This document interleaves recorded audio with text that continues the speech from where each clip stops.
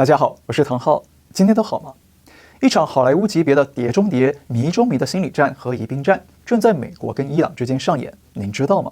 还有很多人以为美国和以色列已经放弃推翻伊朗的专制政权了，但事实上正好相反。事情是这样的，3月21号，川普突然发文警告伊朗，要他们在48小时之内开放霍尔木兹海峡，不然呢，美军就要轰炸伊朗的发电厂。但没想到伊朗也很快的回怼说，如果伊朗发电厂被攻击了，那他们就要报复以色列和中东周边国家的发电厂。那眼看着川普给的48小时底线渐渐逼近了，在23号一大早，川普在社交媒体上说美国跟伊朗已经进行了良好且富有成效的对话，因此呢，他下令把轰炸伊朗发电厂的计划推迟5天之后再说。那这个消息传出之后马上让很多人觉得，川普是不是又塌口了，又缩回去了？那没想到接着川普突然向媒体爆出了惊人之语。他说呢，伊朗可能会跟美国共同控制霍尔木兹海峡。Me and the Ayatollah, whoever the Ayatollah is, whoever the next Ayatollah, look, and there'll also be a form of a very serious form of a regime change. 不过川普没有透露跟美方谈判的伊朗高层人物到底是谁。但是不是目前的最高领袖穆杰塔巴·哈梅内伊。川普只说这个人是最受尊敬的人和领导者，而且呢是对方主动打电话来要求谈判的。那川普还说，他希望新的伊朗最高领导人上任之后，能够采取委内瑞拉模式来跟美国合作。他强调看看委内瑞拉进展得多顺利，也许我们在伊朗也能找到那样的人。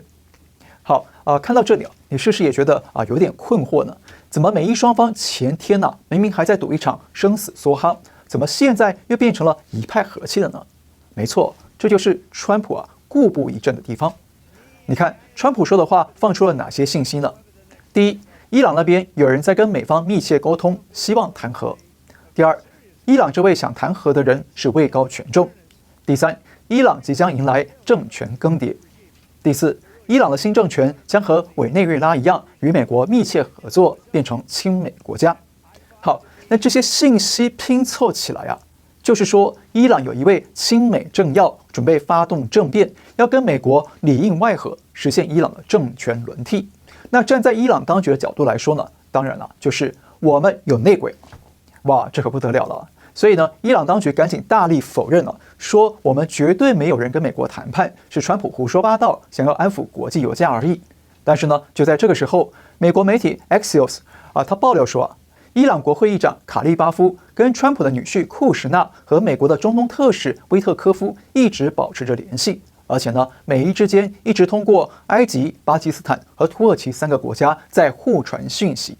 那简单的说，这3个国家变成了美伊之间的微信或者是 Line。 而且呢，土耳其媒体也出来爆料了，土耳其官员透露说美国已经提议了让副总统万斯跟伊朗议长卡利巴夫面对面坐下来谈。不过伊朗方面目前是已读未回。好，那如果你是伊朗当权派听到这消息是不是就炸锅了呢？原来国会议长是内鬼，一直跟美国暗通款曲吗？那如果你就是国会议长本人会怎么样呢？是不是立马就否认到底，不管你有没有跟美方接触，对不对？因为这消息曝光之后很可能会招来杀身之祸的。所以呢，卡利巴夫本人马上跳出来否认了。他说没有跟美国进行任何谈判，假新闻被用来操纵金融和石油市场，以摆脱美国和以色列陷入的泥淖。那中共党媒也立刻转发这个消息，那这也反映出了中共确实很焦虑担心伊朗真的有内鬼，准备跟美国来联手改朝换代。好，那为什么卡利巴夫这么重要呢？为什么美国这么想跟他谈判，那中共却怕他跟美国谈判呢？因为他不但是伊朗国会的现任议长，他以前还担任过伊斯兰革命卫队的空军司令、伊朗的警察总监，还当过首都德黑兰的市长。那用中共的语言来说呢，这个人不但拥有党政军3位一体的资历，还有能力去操控枪杆子和刀把子，确实是政变的理想人选是谈判的理想人选了。但是呢，现在这场美伊谈判变成了罗生门。川普说有谈，但不能说跟谁谈。国际媒体说美国是跟卡利巴夫谈，卡利巴夫却说我才没有谈呢。那真相到底是什么呢？又会让这场战争出现什么变化呢？我们先休息一下，跟大家说个好消息这个星期三，神韵就要在纽约林肯中心演出了。而第一部公开神韵幕后故事的纪录片《坚不可摧：神韵幕后的故事》也要同步推出了。坚不可摧有3大特点，非常推荐您收看哦。第一，今年是神韵创立20周年，那这是神韵第一次准许摄影团队深入神韵艺术团的总部，拍摄神韵艺术家的训练过程和巡回演出的幕后花絮，记录了神韵成功的秘诀和种种的艰辛。第二，坚不可摧披露了中共在海外通过哪些手段来威胁恐吓神韵，披露这场跨国镇压的真正元凶都有谁，以及中共为什么这么害怕神韵。第三呢，这部片记录了神韵艺术家如何在重重的困难和阻碍之下坚守信念，如何克服考验，坚定恢复中华传统文化的使命。那坚不可摧的首播时间是美东时间3月24号晚上7点，您可以在新唐人和干净世界网站免费收看，网址是 ntdtv.com 和 gjwplus.com。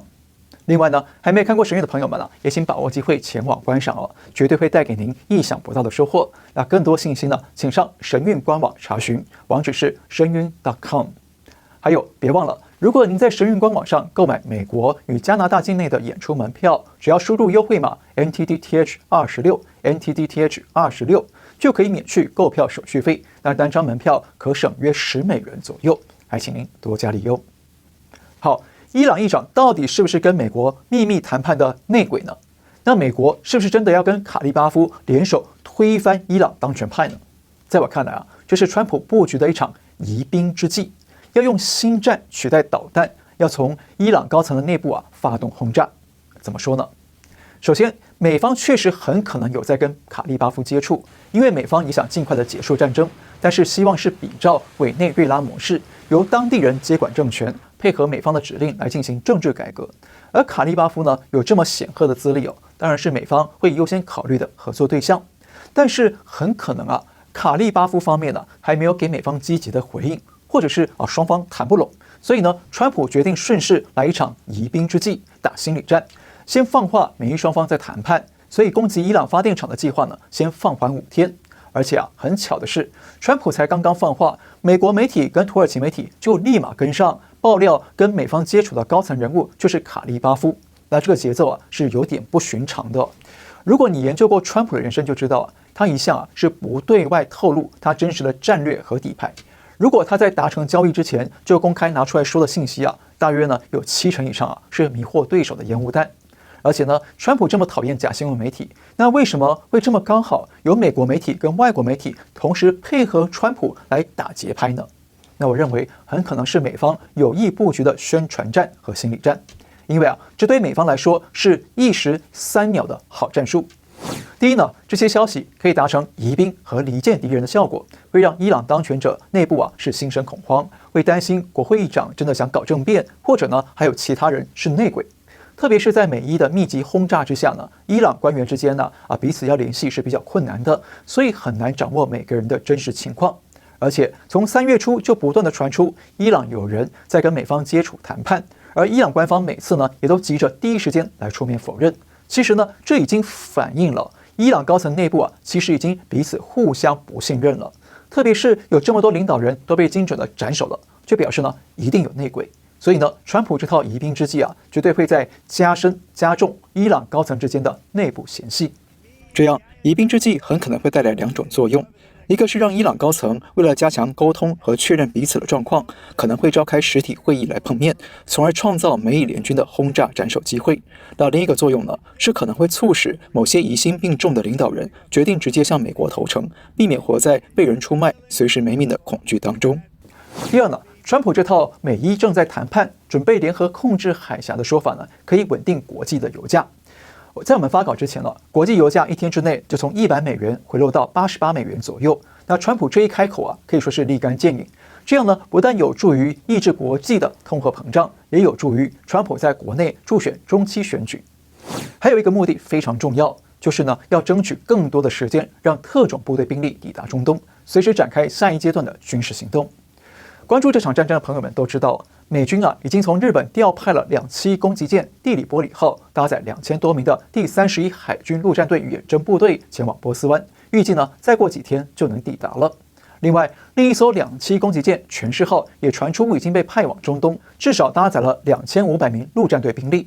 还有我们先前讲过的第82空降师临时取消了演习，现在也传出战争部准备出动82空降师来发动地面战。还有一个很重要的事哦，就是呢，美国航空母舰布什号也正在赶往地中海的路上，需要时间。因为呢，美军航母福特号的洗衣房日前发生了火灾，造成200多名人员受伤，暂时无法作战，所以呢，需要布什号赶到地中海来接手岗位。那这些航母跟特种部队的部署呢，都还需要几天的时间才能到位。所以，川普这个时候放出美伊谈判正确更迭的烟雾弹呢，我认为是为了争取足够的时间，让这些重兵赶到中东，才能够部署下一阶段的作战行动。而且呢，这很可能才是川普的真正意图哦。因为呢，有记者问他是不是要部署地面部队，当场被他怼了回去。Well, let me ask you this: If you were in my position and I asked you that question, do you really believe I'd give you that? It's a crazy question, Mr. President. We don't talk about strategy. 看到没有？川普越不想透露的，往往才是真相；而他越乐于公开宣讲的，很可能就是误导敌人的认知战和心理战。其实，川普曾经说过，《孙子兵法》是他最喜欢的书之一。那现在看起来他确实掌握了“兵者，诡道也”的精髓。不晓得这个观点您认不认同呢？欢迎留言告诉我们。好，那感谢您收看，别忘了订阅、留言、按赞，我们下次再会。